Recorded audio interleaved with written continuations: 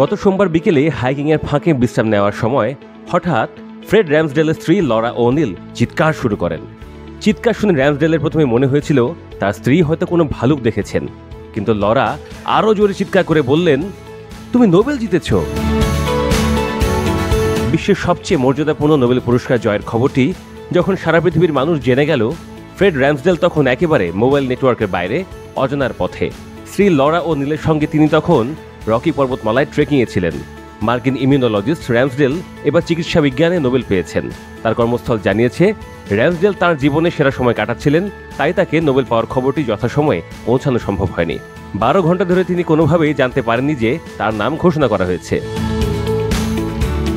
শরীর কিভাবে প্রতিরোধ ব্যবস্থা নিয়ন্ত্রণ করে সেই বিষয়ে যুগান্তকারী গবেষণার জন্য এবার নোবেল পেলেন মার্কিন ইমিউনোলজিস্ট র্যামসডেল।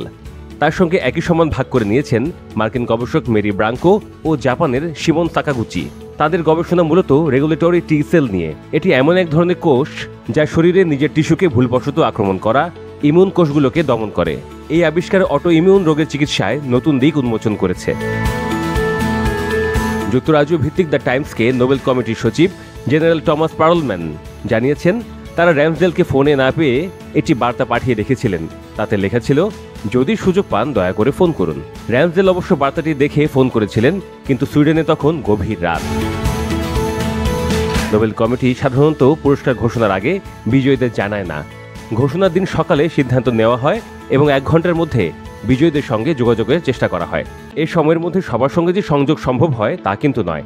যেমন 2013 সালে পদার্থবিদ পিটার হিগস নিজের সম্ভাব্য জয়ের কথা জেনেও ফোন বন্ধ রেখে লাঞ্চে গিয়েছিলেন।